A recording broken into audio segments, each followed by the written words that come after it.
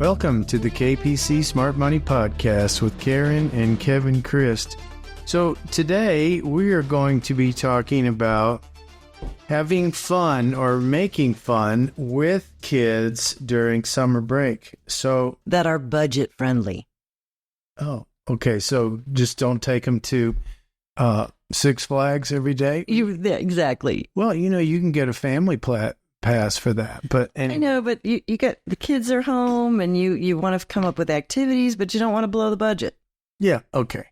So let's start with having family fun on a budget, the podcast where we explore exciting budget-friendly activities for families with young children. So grandchildren. Yeah, you're all about those grandchildren, aren't you? And a third one on the way. She's going to be Adeline Rose. Yes. Right? Mm-hmm. Are we stuck on that? It's not our decision. No, but I guess that's what it's going to be. So I am Kevin Christ, and I am so lucky to have with me here Karen Christ, my lovely wife of 20 plus years. And today we are diving into a list of inexpensive things you can do with your little ones that won't break the bank. Whether you're looking for indoor activities, outdoor adventures, boy, I tell you what, they need to have some indoor activities, all the rain we've had. Oh, that's true, but you really want to get them right. Yeah, so we have both. And educational. That's right. And so we've got you covered, whether you want any of those, right? So let's get started. What's the first outdoor adventure, dear? Well, how about nature walks and scavenger hunts? It's simple. Head to a local park. Maybe you have a nature reserve near you and just go for a family nature walk. But if you want to make it fun, engaging, create a scavenger hunt list of items for your kids to find, like rocks, pine cones, certain kinds of leaves, maybe certain kinds of flowers. So it gets them out in the fresh air. It gets the whole family moving, get a little healthy there. And it's a fantastic way to teach them about nature. Again, we'll get in a little bit of exercise. Hopefully they'll be nice and tired for those naps. Yeah, so the second one is beach or lake days. Well, we don't live near a beach here, but we do live near a lake. And we especially live close to Lake Louisville. So I remember you took Kara and the dogs down. There's a little road down that leads to a little state park area. And you go in there and have a picnic, spend the day by the water. Kids can play in the sand, collect shells, splash in the shallow water. Don't forget to bring your sunscreen and plenty of water, drinking water. Right. And how about bike rides? I remember when the girls were young, I even had a hookup to my car. We would just throw the bikes on there. We had some great bike trails, and that's a great way, again, to explore. You can cover a lot more territory on a bike than just walking. And, all throughout the Metroplex area, there are great trails, great bike trails, great walking trails, and they cost you nothing. Well, of course, the bike costs you something, but it's a great, fun, inexpensive activity for young families. So let's say that we have one of those rainy days, or maybe it might be Christmas break and it's just cold outside and we're iced in.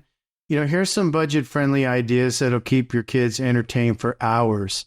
Do-it-yourself crafts. Get creative. Use materials you already have at home like paper, markers, glue, and recycled items. Projects like making paper plate masks, homemade Play-Doh, or creating a family photo collage can be both fun and educational. Karen, I bet you could go on... what's that? It's not Instagram. Pinterest. Oh, yeah. Pinterest has lots of great ideas. We made Play-Doh when we were kids, homemade Play-Doh. It's fun. Oh, yeah. Did? Oh, yeah. So it's simple. You go out to Pinterest and you can get thousands of do-it-yourself craft ideas. And another thing I like is, why don't you cook together? Why don't you bake together? It can be really fun. You can do simple recipes. How about make cookies, homemade pizzas? Remember when we had that tabletop homemade pizza oven and everybody got to make their own pizza and put their own stuff in it, and you had your own little paddle and you got to make your own little individual pizzas? It's a blast. How about just fruit salads? But, you're teaching them an awful lot of stuff. You can teach them about measuring. You can teach them about mixing. How about following instructions? Not to mention, your kids need to learn how to cook, okay? Not everybody's going to be a great cook, but when they get out on their own, they need to be able to learn how to make some basic food for themselves. I'm always surprised at how many adults don't know how to cook. You remember, I guess they probably still have it in high school. I don't even know, but all the girls took home ec and the boys took shop. Yeah, my brother took home ec. Seriously? Yeah, we were kind of rebellious. We were like, it can't be a boys' class. I'm showing up, and my brother took home ec, Eric, and I took woodworking. Would you say that you're still a little rebellious? Maybe a little. Okay, so moving right along, how about story time and puppet shows? Gather your favorite children's books for a cozy story time. I can see you doing that with the grandkids. Oh, yeah. And being emphatic, in the reading of the stories. To make it even more engaging, you can create a puppet show based on the story you read. Use socks or paper bags to make simple puppets and let your kids' imaginations run wild. Yeah, I still owe the kids boo-boo bunnies. I haven't made them yet. A boo-boo bunny? Yes. Explain. Okay. When my kids were little, you take a washcloth and you roll it up, and then you just use a rubber band, and you make little ears, and you put little eyes and a nose on it and a little tail, and in the middle, you put an ice cube. So if they ever get a boo-boo, you pull out the boo-boo bunny. Oh, wow. It's a great idea. Wow. I must have had a sheltered... my mother so maybe take a popsicle out and rub it on there and then say, bag of peas, and go back outside. Right? So what about educational fun? Well, there's ways that you can do this affordably on a budget. Your library is a fantastic resource. A lot of libraries will offer, free story times. They will offer crafts. They've got a ton of children's books, DVDs, and even games. It's a great way, too, to foster a love for reading, and you don't spend a dime. Statistics show that kids who are read to from a very young age, like when you're trying to go to sleep, but that reading is part of their routine, it prepares them to be readers and learners for life. So what about, this one sounds dangerous. Science experiments at home, right? Sounds like fun. Conduct, science experiments gone wrong. Conduct simple science experiments using household items. Make a volcano with baking soda and vinegar. Create a rainbow with a glass of water and a flashlight. Or explore the wonders of static electricity with the balloon. Oh, that's a good one. Just rub it on your head, right? Uh-huh. These activities are not only fun, but educational. They are.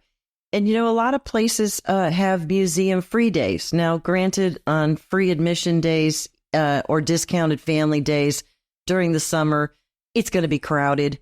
But if you're on a budget and you get there early, maybe even just plan on being there half a day. It's a great way to expose your children to art, history, and science. Okay, so the last thing, community and cultural activities. There's a lot of things that can be both enriching and inexpensive, like community events. Keep an eye on local community boards or websites for free or low-cost events like farmers markets, outdoor concerts, or cultural festivals. Do you know, Karen? Louisville's right down the street from us, and they have concerts on Friday nights. So little things like that. There's all sorts of festivals. Our office is in Grapevine. There's always stuff going on in Grapevine. That's right. They got so many festivals in that town. Always something to do. All right. So what's the next item? Well, how about just play dates or group activities? If you've got families in the neighborhood, just, be the one. Step up. Organize a play date. Rotate hosting duties so you're not always the one doing it, and just do simple activities. How about a simple backyard picnic, peanut butter and jelly sandwiches, okay? A craft session, or how about just a movie afternoon? It's a wonderful way for both kids and parents to socialize.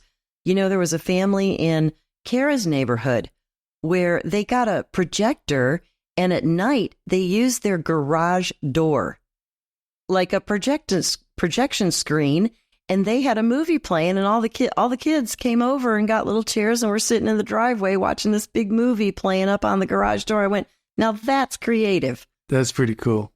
Yeah. So here's another thing, and a lot of people, they wonder, what is this Kiwanis or Rotary, their service organization or community?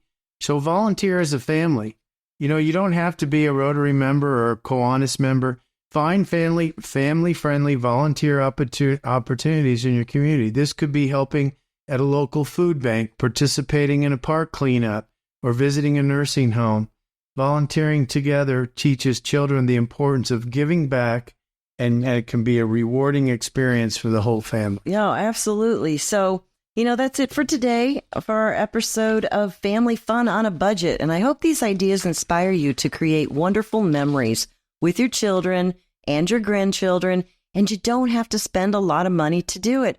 Remember, the best activities are those that bring you closer together as a family. So thanks for listening. I hope you join us next week. You're listening to Kevin and Karen Christ, and this is the KPC Smart Money Podcast. KPC Financial Solutions is an independent financial services firm that utilizes a variety of investment and insurance products. Investment advisory services offered only by duly registered individuals through KPC Financial Solutions, LLC, a registered investment company.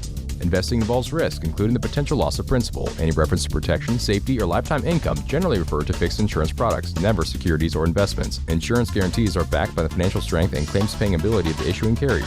This podcast is intended for informational purposes only. It is not intended to be used as the sole basis for financial decisions, nor should be construed as advice designed to meet the particular needs of an individual situation. KPC Financial Solutions is not permitted to offer, and no statement made during the show shall constitute tax or legal advice. Our firm is not affiliated with or endorsed by the U.S. government or any governmental agency. The information and opinions contained herein provided by third parties have been obtained from sources believed to be reliable, but accuracy and completeness cannot be guaranteed by KPC Financial Solutions. Hypothetical examples have been provided for illustrative purposes only. It does not represent a real-life scenario and should not be construed as advice designed to meet the particular needs of an individual's situation.